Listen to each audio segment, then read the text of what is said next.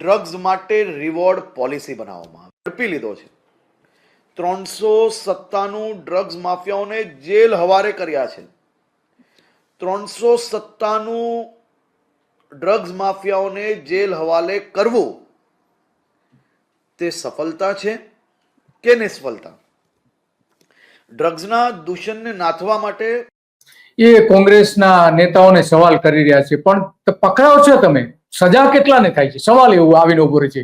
1% તમે સજા કરાવી શકો છો, પકડીને જેલમાં પૂરી દો છો, પણ સજા કેટલાને થાય છે? સવાલ એ આવીને ઉભો રહે છે. અને એટલા માટે આપણે આ બધી જ બાબતો જે છે એ અત્યંત મહત્વની બની જાય છે. હર્ષ સંઘવી ભલે મોટી મોટી વાતો કરતા હોય, પરંતુ વાસ્તવમાં શું પરિસ્થિતિ છે એ પણ એને જોવું જોઈએ.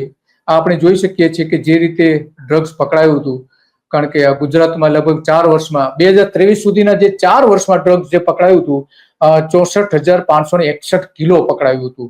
અને એમાં જે લિક્વિડ હતું એ લગભગ 1,000 લીટર જેવું હતું. અને ડ્રગ્સ પીલ્સ એટલે કે જે ટીકડીઓ જે આવે છે એ લગભગ 73,000 કિલો 73,000 નંગ જેટલી પકડાઈ હતી. તો ગૃહમંત્રીના વિસ્તારમાં પણ 10,000 કરોડનું ડ્રગ્સ પકડાયું હતું. તો આ ડ્રગ્સ આવે છે ક્યાંથી, કઈ કોણ મોકલે છે, ક્યાંથી મોકલે છે,